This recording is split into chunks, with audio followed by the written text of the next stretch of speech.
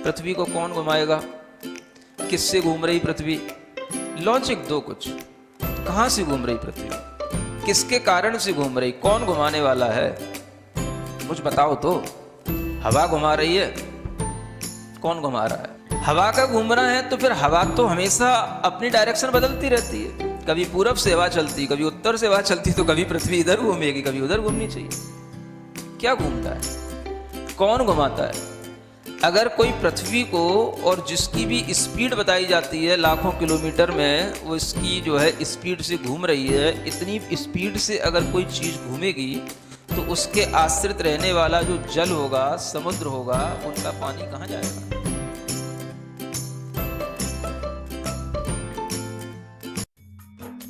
इस कार्यक्रम के पुण्यार्जक हैं गुरु भक्त परिवार, दिल्ली।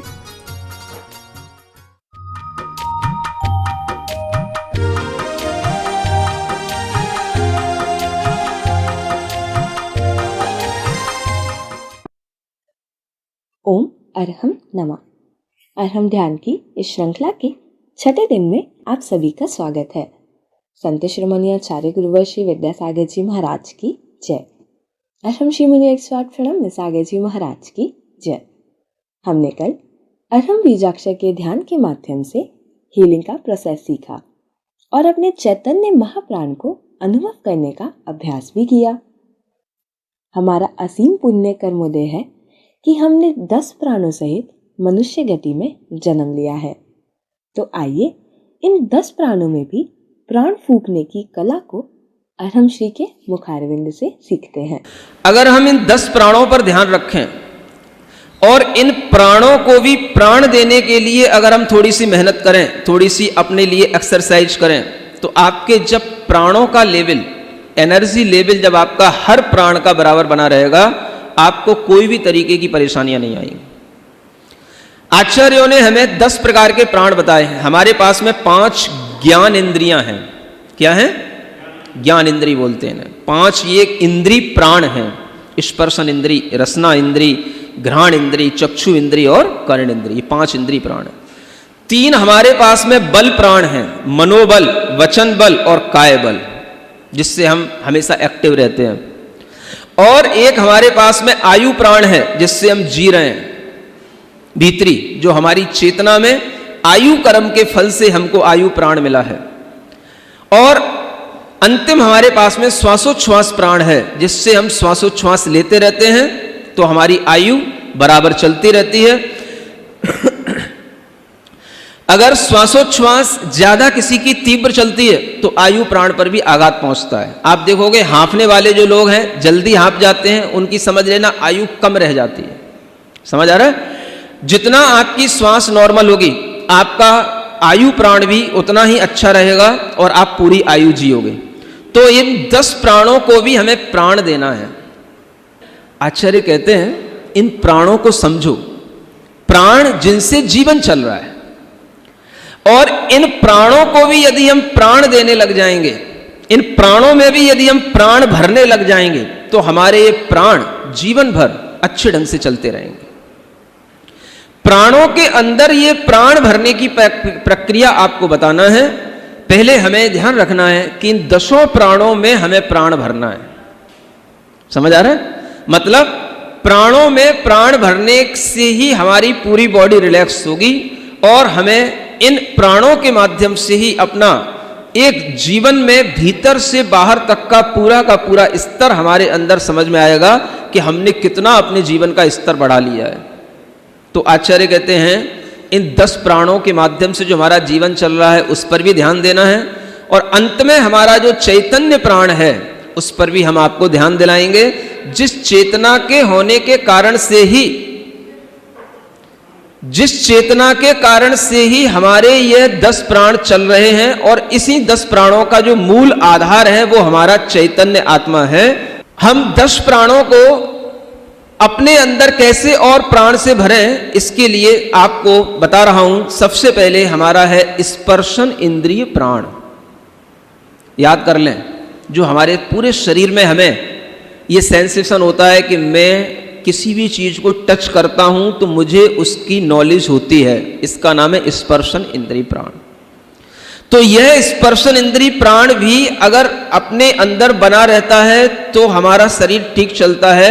अभी डॉक्टरों ने इन प्राणों की भी खोज करके हमें बताया है कि जिनको कोरोना हो जाता है उन्हें रसना इंद्रिय प्राण में कमी आ जाती है। उन्होंने इसको इस सेंस में बोला है कि उन्हें टेस्ट आना बंद हो जाता है। माने जिस चीज का जो टेस्ट है ना वो टेस्ट नहीं आता है। माने ये हो गया रसना इंद्रिय प्राण में डिफेक्ट्स आ जाना।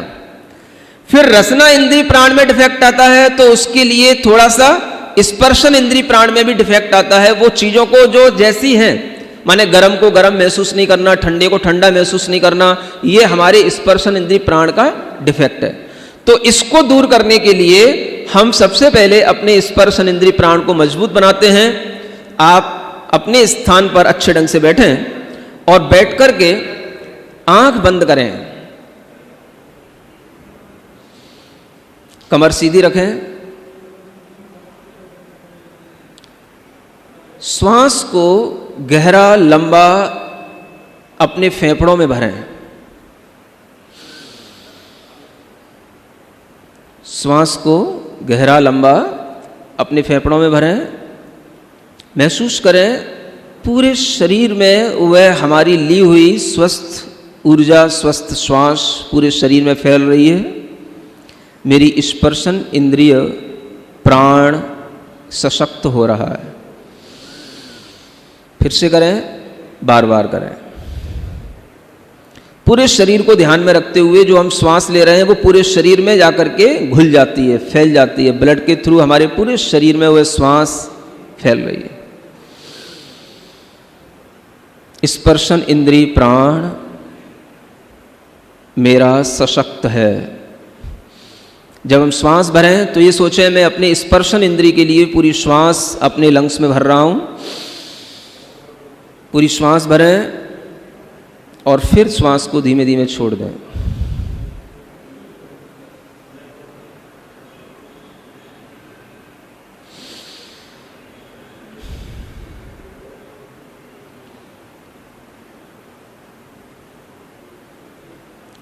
ये हमारी स्पर्शन इंद्रिय प्राण को सशक्त करने की प्रक्रिया है। दूसरा है रसना इंद्रिय प्राण। अपने रसना इंद्रिय प्राण को सशक्त करने के लिए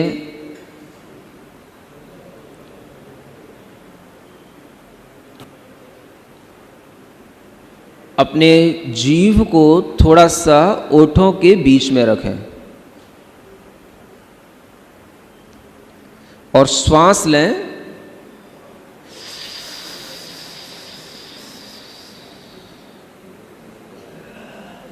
श्वास को रोक के रखें और फिर नाक से ही उस श्वास को बाहर निकालें।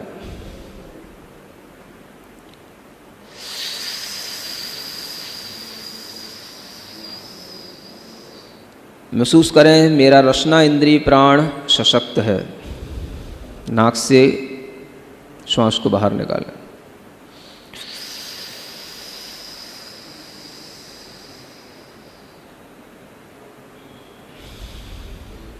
पांच बार करें।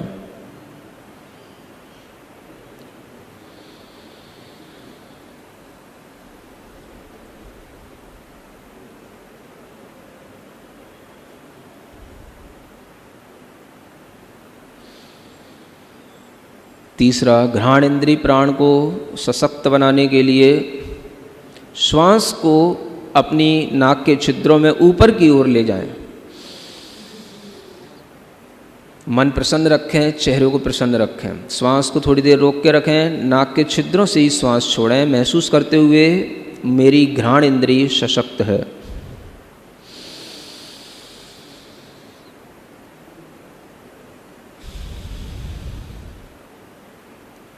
पांच बार करें।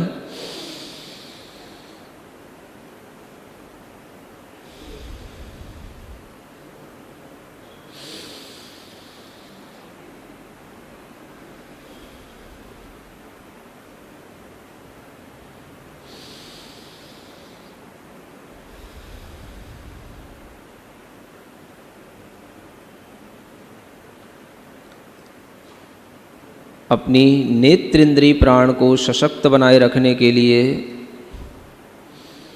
गहरी लंबी श्वास लें ऊपर की ओर, आँखों के पास तक वह श्वास पहुँचे और अपनी आँखों को नीचे ज़मीन पर खोल करके टिका करके रखें और ये महसूस करें जो हमने श्वास ली है वो हमारी आँखों से बाहर निकल रही है।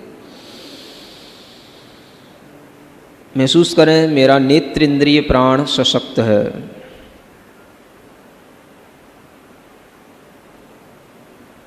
जितनी देर आप अपनी आँखों को खोल कर रख सकते हैं, आँखों को खोल के रखें, पलक ना झपकाएं।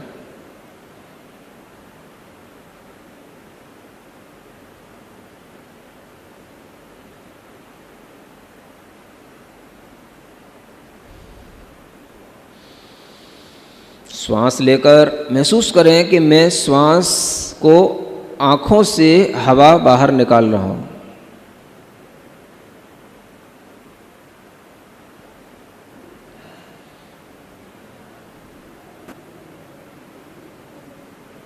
आँखों को कितनी देर तक मैं खोल के रख सकता हूँ, देखें आपकी इससे नेत्र इंद्रिय प्राण भीतर से सशक्त होगा।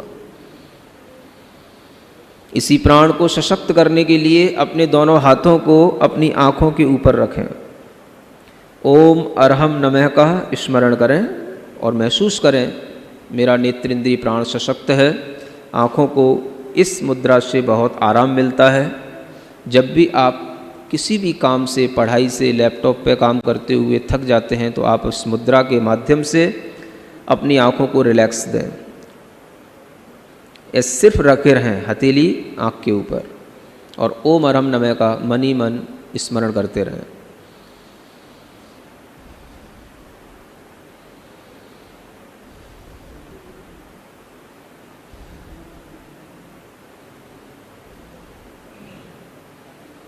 हाथ नीचे करें। कर्ण इंद्रिय प्राण को सशक्त बनाए रखने के लिए अपने श्वास को कान के पास तक पहुंचाने के लिए श्वास भीतर लेंगे और श्वास लेकर के अपनी नथनों को बंद कर लेंगे, मुंह फुला लेंगे। जितनी देर तक मुंह फुलाए रखेंगे भीतर ओम अरहम नमः स्मरण में रखेंगे। धीरे धीरे एकदम से झटके से हाथ हटाएंगे, श्वास छोड़ देंगे। कर्ण इंद्रिय को सशक्त बनाए रखने के लिए फिर से करें 5 बार।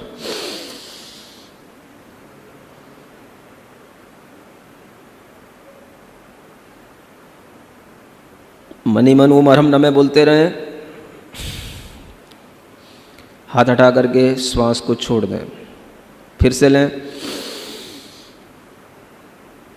आप देखेंगे आपके कान खुल जाते हैं, कान के पर्दों की एक्सरसाइज होती है।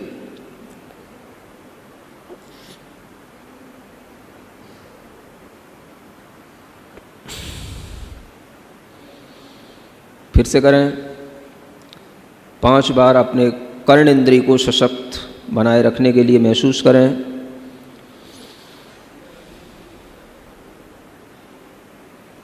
मेरी कर्ण इंद्रिय स्वस्थ है, मैं सशक्त हूँ। ये 5 इंद्रिय प्राणों में प्राण भरने की प्रक्रिया। अपने दोनों हाथ जोड़ें, एक मंगलमयी प्रार्थना करें।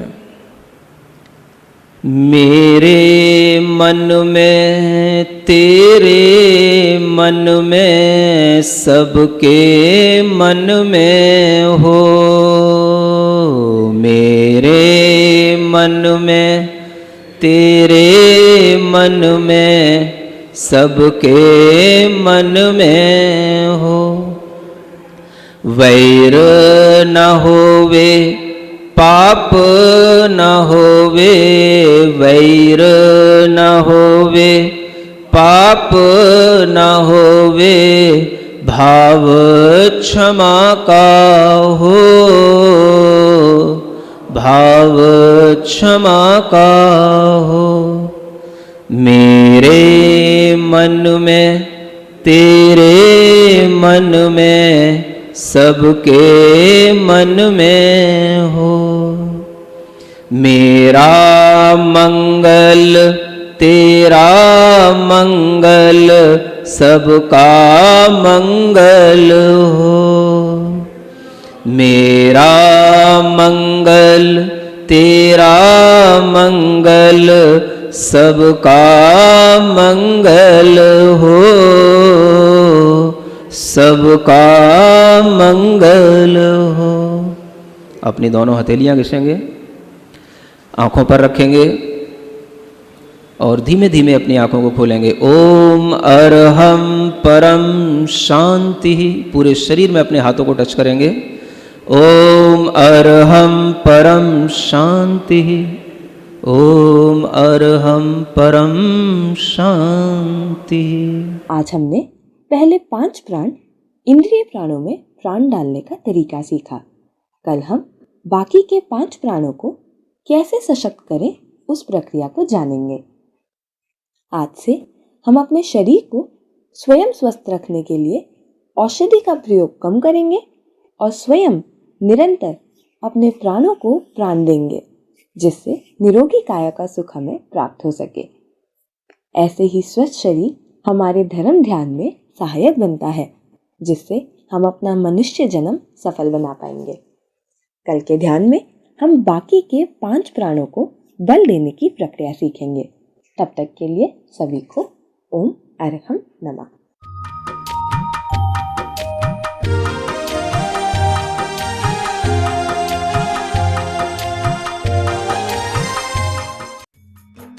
इस कार्यक्रम के पुण्यार्जक थे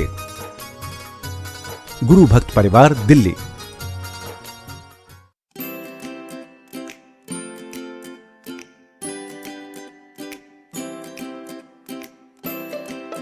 पृथ्वी को कौन घुमाएगा? किससे घूम रही पृथ्वी? लॉजिक दो कुछ। कहां से घूम रही पृथ्वी? किसके कारण से घूम रही? कौन घुमाने वाला है? कुछ बताओ तो। हवा घुमा रही है? कौन घुमा रहा है? हवा का घूमना है तो फिर हवा तो हमेशा अपनी डायरेक्शन बदलती रहती है। कभी पूरब से हवा चलती, कभी उत्तर से हवा चलती, तो कभी पृथ्वी इधर घूमेगी, कभी उधर घूमनी चाहिए। क्या घूमता है? कौन घुमाता है? अगर कोई पृथ्वी को, और जिसकी भी स्पीड बताई जाती है लाखों किलोमीटर में, वो इसकी जो है स्पीड से घूम रही है, इतनी स्पीड से अगर कोई चीज़ घूमेगी तो उसके आश्रित रहने वाला जो जल होगा, समुद्र होगा, उनका पानी कहाँ जाएगा?